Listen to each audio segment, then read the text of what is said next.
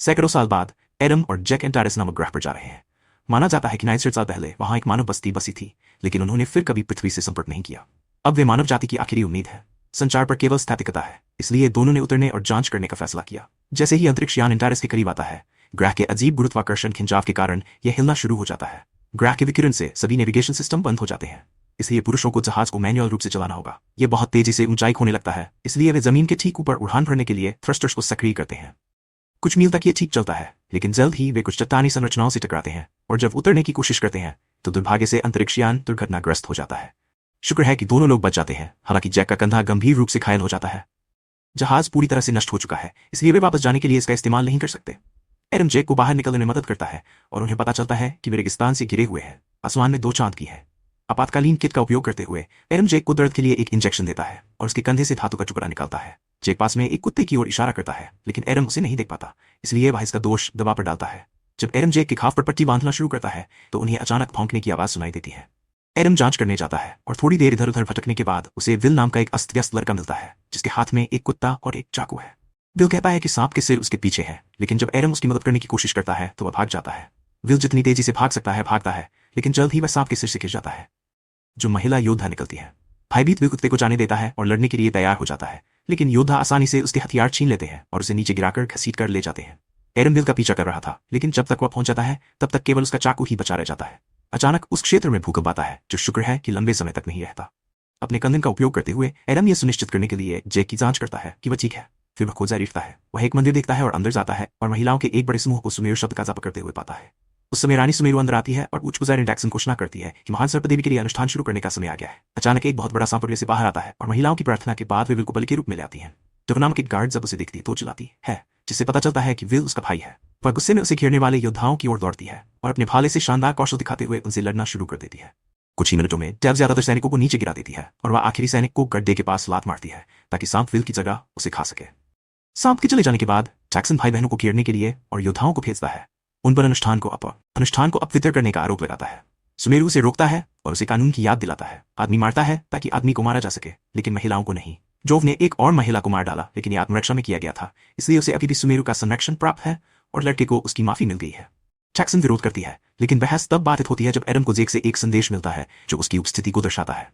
जब टैक्सन अपने सैनिकों को उसे पकड़ने का आदेश देती है तो एडम ध्यान भटकाने के लिए छत पर गोली चलाता है और भाग जाता है। डेव विल को भी भागने के लिए विकर्षण का उपयोग करता है, जबकि टैक्सन अपने योद्धाओं को एडम का पीछा करने के लिए कहता है। कुछ क्षण बाद विल और एडम दोनों दुर्घटना स्थल पर लौटते हैं, लेकिन इससे पहले कि वे जैक से फिर से मिल पाते, सैनिक उन्हें पकड़ लेते हैं और गोलीबारी शुरू कर देते हैं। एडम विल को भागने के लिए जैक के पास भेजता है, जबकि जवाबी गोलीबारी करता है, जिससे विस्फोट होता है जो आसानी से सैनिकों को दूर रखता है। जैक विल को जहाज में ले आता है, जबकि एडम योद्धाओं पर गोली चलाता रहता है जो उसके पैर में तीर लगने में सफल हो जाते हैं। अब और लड़ने में असमर्थ वह जहाज में चढ़ जाता है और विल उसे बताता है कि तीर में जहर है। योद्धा जहाज को घेर लेते हैं और अंदर जाने के लिए तैयार हो जाते हैं, लेकिन उसी समय सुमेरु अपने रक्षकों के साथ आती है और उन्हें रुकने का आदेश देती है। पहले योद्धा उसे याद दिलाते हैं कि वे टैक्सन के लिए काम करते हैं, लेकिन सुमेरु बताती है कि वह रानी है और उसके आदेश टैक्सन के आदेशों को दरकिनार कर देते हैं। उन सैनिकों के जाने के बाद सुमेरु जहाज में प्रवेश करती है, एडम के पैर से तीर निकालती है और उसे एक मारक इंजेक्शन देती है, जिससे वह बेहोश हो जाता है। इसके बाद डव और गार्ड को आदेश देती है कि वे उन लोगों को बंदी बना लें। कुछ ही देर बाद एडम सुमेरु के घर में जागता है। गार्ड जैक को लेकर आते हैं, जो पहले से बेहतर महसूस कर रहा है क्योंकि स्थानीय लोगों ने उसके घाव का भी ख्याल रखा है। वे स्थिति पर चर्चा करते हैं और महसूस करते हैं कि उन्होंने अब तक केवल महिलाओं को ही देखा है, जो अजीब है। वे ये भी बताते हैं कि सभी लोग अंग्रेजी बोलते हैं, इसलिए वे पृथ्वी द्वारा भेजे गए मूल चालक दल के वंशज होने चाहिए। जब विल कमरे में घुसता है तो जैक एडम को बताता है कि उसने भूकंप के बाद कुछ स्कैन किए थे, जिससे पता चला कि यह ग्रह कुछ बड़े टेक्टोनिक परिवर्तनों से गुजर रहा है। वहां भूमिगत ज्वालामुखी है, मैग्मा प्रवाह बदल रहा है और यहां तक कि चुंबकीय क्षेत्र भी उतार चढ़ाव कर रहे हैं, जिसके कारण उनके जहाज की प्रणाली विफल हो जाती है। इसका मतलब है कि एंजारिस के पास विस्फोट होने से पहले सिर्फ 2 या 3 महीने बचे हैं। फिर एडम अपने हाथ और जैक के हाथ पर स्कैनर का इस्तेमाल करके ये सुनिश्चित करता है कि वे दोनों स्वस्थ हैं और एक रहस्यमय वायरस का जिक्र करता है। अचानक एक और भूकंप उस क्षेत्र में आता है और उन्हें गिरा देता है। ये ज्यादा देर तक नहीं चलता और जब यह खत्म हो जाता है तो विल कहता है कि यह पवित्र सांप के भूमिगत होने के कारण हुआ था। वह स्कैनर के बारे में भी पूछता है, इसलिए एडम उसे लड़के की बाह पर भी इस्तेमाल करता है और पुष्टि करता है कि यहाँ कोई वायरस नहीं है। उन्हें डोव द्वारा बाधित किया जाता है, जो घोषणा करता है कि सुमेरु एडम को देखना चाहता है। उसे रानी के कमरे में ले जाया जाता है और उसे देखना होता है कि वह कैसे नहाती है। जब वह नहाकर निकल जाती है तो सुमेरु एडम की बंदूक पकड़ लेती है और छत पर उसका परीक्षण करती है। परिणामी विस्फोट से खुश होकर सुमेरु गार्ड को बाहर भेजती है ताकि वह एडम से निजी तौर पर बात कर सके। जब वह पृथ्वी और यात्रा करने वाले उपनिवेशवादियों का उल्लेख करता है तो सुमेरु बताता है कि इस ग्रह पर समाज नाइट्स में 3 साल पहले शुरू हुआ था, जो एडम की कहानी से मेल खाता है। फिर वह अपने कन्वेन पर एक होलोग्राम सक्रिय करता है, जिसे पहले सुमेरु जादू समझता है। 80 साल तक एंटारिस में आए उपनिवेशवादी अन्य मानव उपनिवेशों को संदेश भेजते रहे, लेकिन मानवता के कई युद्धों से गुजरने के बाद उनका संपर्क टूट गया। सभ्यता के पुनर्निर्माण के लिए 62 साल की आवश्यकता थी, और तब तक वे एंटारिस के बारे में भूल चुके थे। सुमेरु को आश्चर्य होता है कि वे अब क्यों आए, और एडम कहता है कि वे यहाँ मदद करने के लिए आए हैं क्योंकि ग्रह स्थिर है। रानी बताती है कि वे तेल और गैस का खनन करते हैं और इसी वजह से सारी परेशानी हुई होगी, लेकिन स्थानीय लोग जवाब के लिए भगवान की ओर मुड़ते हैं और टैक्सन अनुष्ठानों के माध्यम से उस विचार को बढ़ावा दे रहा है। टैक्सन को मूल रूप से भावी रानी के रूप में पता गया था कि उसके परिवार में 4 राजघराने थे, लेकिन रानी को लोगों द्वारा चुना जाता है और सुमेरु जीत जाता है, इसलिए टैक्सन अभी भी क्रोधित है। एडम सुमेरु को बताता है कि उन्हें बहुत देर होने से पहले ग्रह को खाली करने की आवश्यकता है, लेकिन सुमेरु बताता है कि उसका अंतरिक्ष यान नष्ट हो गया है और पुरुष केवल अंधकार का अभिशाप लाते हैं। जब एडम एंटारिस के आदमियों के बारे में पूछता है तो सुमेरु उसे खदानों में ले जाता है। इस बात से अनजान के वे उनका पीछा कर रहा है। एडम को यह देखकर आश्चर्य होता है कि पुरुषों को गुलाम बनाकर रखा जाता है क्योंकि उनके पास मांसपेशियां होती हैं और महिलाएं अपने दिमागी का राज करती हैं। क्रोधित एडम विरोध करते हुए सुमेरु की बाह पकड़ लेता है, लेकिन वह शांत रहती है और बताती है कि अतीत में पुरुष ही मौत लाते थे। वह यह भी बताती है कि महिलाएं अभी पुरुषों के साथ सिर्फ इसलिए संभोग करती हैं ताकि ज्यादा बच्चे पैदा कर सके, और एडम को चुनने लगती है, जबकि टैक्सन दूर से देखता रहता है। जब एडम कहता है कि यह शांति नहीं गुलामी है तो सुमेरु उस पर मुक्के बरसाना शुरू कर देता है। पहले कुछ मुक्के जमीन पर गिरते हैं, लेकिन जल्द ही वह चकमा देने लगता है और अंततः वह सुमेरु को पकड़ लेता है। जब अपनी रानी को बचाने के लिए उसे पीछे से मारता है, जो सैनिकों को एडम और जेक को बंद करने का आदेश देती है। यह सब देखकर टैक्सन अपने योद्धाओं को सुमेरु के रक्षकों को मारने और दोनों का अपहरण करने का आदेश देती है। जब सुमेरु के रक्षक एडम को सुरंगों से ले जा रहे होते हैं तो टैक्सन के योद्धा छाया से उनके पास पहुंचते हैं। उस समय विल समूह को खात के बारे में चेतावनी देने के लिए चिल्लाता है, लेकिन तब तक बहुत देर हो चुकी होती है। डग और अन्य सभी रक्षकों को जल्दी से तीरों से मार गिराया जाता है। जब टैक्सन के सैनिक एडम को पकड़ लेते हैं तो विल अपनी बहन के पास भागता है, जो उससे सुमेरु को यह बताने के लिए कहती है कि क्या हुआ, और फिर मर जाता है। एडम को टैक्सन के कमरे में ले जाया जाता है और वह उसे सुमेरु के खिलाफ सेना में शामिल होने का प्रस्ताव देती है। वह बताती है कि जब एडम जल्दी से उसे रोक देता है और उसके हथियार छीन लेता है। फिर टैक्सन गार्ड को बुलाता है और उन्हें एडम को जंजीर से बांधने का आदेश देता है। हालांकि वे अपने हेलमेट उतार देते हैं और बताते हैं कि वे सुमेरु और जेक हैं। सुमेरु बताती है कि टैक्सन ने महिलाओं को मारकर कानून तोड़ा है और उसे बेहोश करने के लिए उसे मुक्का मारती है। इसके बाद सुमेरु और उसके साथी विल और गार्ड से फिर मिलते हैं। सुमेरु घोषणा करती है कि वे बर्न जोन में जाएंगे, जिससे विल डरता है। जैक एडम को बताता है कि वह जांच कर रहा है और उसका मानना है कि उपनिवेशवादियों की मौत की त्रासदी संभवतः विकिरण थी, जिसका अर्थ है कि कमांड सेंटर में बहुत अस्थिर पावर रिएक्टर है। जब समूह सुरक्षित यात्रा करने के लिए सुरंगों से गुजरता है तो सुमेरु बताता है कि स्थानीय लोग सदियों पहले बर्न जोन से भाग निकले थे और उस युग का एक अवशेष रानी से रानी को जाता है। लोग अवशेष को देखते हैं और उपनिवेशवादियों के जहाज की एक तस्वीर देखते हैं जो कि भी बर्न जोन में है। सुमेरु उन्हें वहां ले जाना चाहता है ताकि वे और अधिक परेशानी पैदा करने से पहले ग्रह छोड़ सकें। जब वे सुरंगों को पार करना जारी रखते हैं तो टैक्सन के कुछ योद्धा पास आने लगते हैं, इसलिए समूह उन्हें देखे जाने से पहले छिपने के लिए भागता है। यदि योद्धा आगे बढ़ रहे हैं तो टैक्सन ने अलार्म बजाया होगा और सभी निकास द्वार सुरक्षित होंगे। हालांकि विल हमेशा चुपके से घूमता रहता है और वैकल्पिक मार्ग के बारे में जानता है। वह समूह को वहां ले जाता है, लेकिन वयस्कों के लिए छेद बहुत छोटा है। वे पास में एक और गुफा देखते हैं और सुमेरु कहता है कि उन्हें वहां नहीं जाना चाहिए, जिससे लोगों को संदेह होता है। विल उन्हें बताता है कि ये एक जेल है, इसलिए एडम और जैक उस कमरे में भागते हैं और जमीन में एक पिंजरे में बंद पुरुषों का एक समूह पाते हैं। पुरुषों के अधिकारों को लेकर बहस शुरू हो जाती है, लेकिन सुमेरु कैदियों को रिहा करने से इनकार कर देता है, इसलिए विल और जैक खुद ही पिंजरा खोलने की कोशिश करते हैं। सुमेरु उन्हें क्रॉसबो से धमकाता है और जब वे फिर से बहस करते हैं तो उन्हें टैक्सन के सैनिक मिल जाते हैं। गोलीबारी शुरू होती है और सुमेरु एक एक करके दुश्मनों को गिराना शुरू कर देता है, जबकि जैक मौके का फायदा उठाकर पिंजरा खोलता है। जल्द ही और सैनिक आ जाते हैं, इसलिए एडम सुमेरु को अपनी बंदूक वापस देने के लिए मना लेता है और वह सुरंग में गोली चलाता है, जिससे एक बड़ा विस्फोट होता है, जिससे सभी दुश्मन एक ही समय में नष्ट हो जाते हैं। इसके बाद एडम पुरुषों से कहता है कि वे पिंजरे से बाहर निकल सकते हैं, क्योंकि वे डर के मारे हिचकिचाते हैं। इसलिए सुमेरु उन्हें भी जाने के लिए कहता है और कैदी आखिरकार आजाद हो जाते हैं। फिर समूह निकटतम निकास लेता है और सतह पर पहुंच जाता है। वे और अधिक योद्धाओं को आते हुए सुन सकते हैं, इसलिए वे जले हुए क्षेत्र की ओर भागना शुरू कर देते हैं।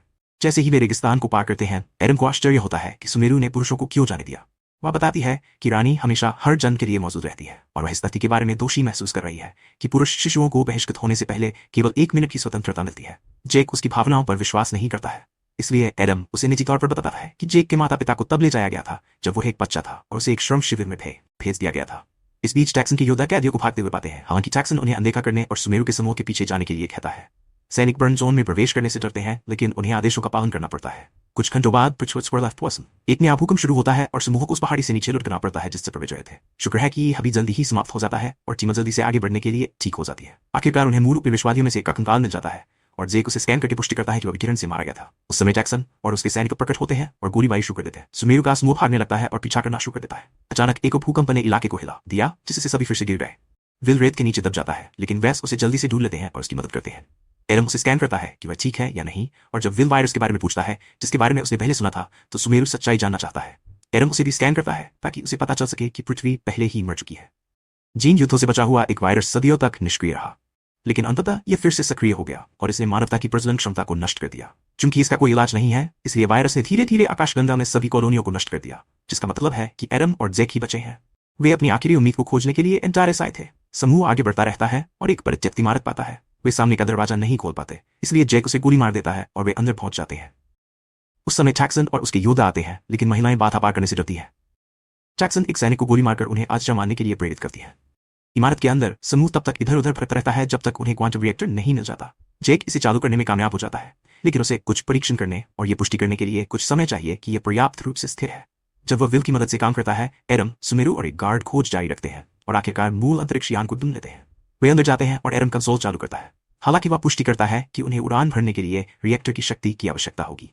वह सुमेरु को उनके साथ आने के लिए कहता है क्योंकि ग्रह जल्द ही खत्म होने वाला है, लेकिन वह सोचती है कि अपने लोगों के साथ नीचे जाना उसका कर्तव्य है। जब जैक रिएक्टर को ठीक कर लेता है तो वह एडम को खबर देने के लिए बुलाता है। उसने रिकॉर्ड भी चेक किए और पुष्टि की कि कोई पवित्र निर्णय नहीं था। रिएक्टर कई साल पहले संरचनात्मक कमजोरी के कारण फट गया था। पुरुष मारे गए क्योंकि वे इस पर काम कर रहे थे और घर की महिलाओं ने दूर से ही रोशनी देखी। सुमेरु ये जानकर परेशान है कि उसकी संस्कृति का इतिहास झूठ है। अचानक उसे छाया में किसी के चलने की आवाज सुनाई देगी, लेकिन जैक को उस पर विश्वास नहीं होता और वह जहाज को बिजली भेजता है। एडम पुष्टि करता है कि सब कुछ ठीक चल रहा है, लेकिन जैक को अलार्म बज रहा है और उसे चिंता है कि रिएक्टर फट सकता है। चूंकि जहाज पहले से ही 82% चार्ज हो चुका है, इसलिए एडम उसे रिएक्टर बंद करने के लिए कहता है। इससे पहले कि जैक ऐसा कर पाता, टॉक्सिन और उसके सैनिक वहां पहुंच जाते हैं और गोलीबारी शुरू कर देते हैं, जिससे रिएक्टर को और नुकसान पहुंचता है। जैक तुरंत विल के साथ छिप जाता है और ब्रेसलेट के जरिए दूसरों को चेतावनी देता है। जब टॉक्सिन जैक को गोली मारने ही वाली होती है तो सुमेरु प्रकट होती है और उसे अपने पीछे आने के लिए उकसाती है। सैनिक भी उनका पीछा करने की कोशिश करते हैं, लेकिन एडम प्रकट होता है और उनका रास्ता रोकने के लिए कुछ मशीनों पर गोली चलाता है। फिर सुमेरु और टॉक्सिन हाथ से हाथ मिलाकर लड़ने लगते हैं, जिससे इस प्रक्रिया में संरचना को और अधिक नुकसान होता है। जैसे ही महिलाएं ब्लेड से अपनी लड़ाई जारी रखती हैं, जैक घोषणा करता है कि रिएक्टर 5 मिनट में फट जाएगा, इसलिए एडम उसे और विल को जहाज पर भेज देता है। योद्धा फिर से आगे बढ़ने की कोशिश करते हैं, लेकिन एडम उन्हें एक और गोली मारकर रोक देता है। सुमेरु और टॉक्सिन अभी भी लड़ रहे हैं और कोई अंत नजर नहीं आ रहा है क्योंकि उनके कौशल बराबर है। एडम उन्हें आने वाले विस्फोट के बारे में बताता है, जिससे सुमेरु को प्रेरणा मिलती है और वह आखिरकार टॉक्सिन पर हावी हो जाता है। वह उसे हथियार से वंचित कर देती है और फिर उसे बिजली के बक्से पर फेंक देती है, जिससे उसे बिजली का झटका लगता है। जब समूह जाने वाला होता है तो टॉक्सिन जीवित होने का खुलासा करता है और फिर से हमला करने की कोशिश करता है, लेकिन एडम उसे हमेशा के लिए गोली मार देता है। समूह भाग जाता है और समय रहते जहाज में चढ़ने में कामयाब हो जाता है। वे बिना किसी परेशानी के उड़ान भरते हैं और शहर वापस लौट आते हैं, जहां सभी स्थानीय लोग उन्हें विस्मय से देखते हैं। सुमेरु को उनके बारे में बुरा लगता है और एडम उसे चूमकर सांत्वना देता है।